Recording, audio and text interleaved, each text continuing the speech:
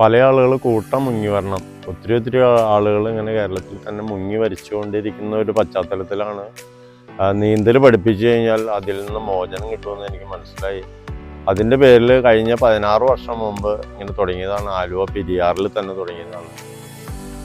ഇതിനോടകം ഒരു ഏകദേശം 15,000 പേരോളം പഠിപ്പിക്കാൻ കഴിഞ്ഞു.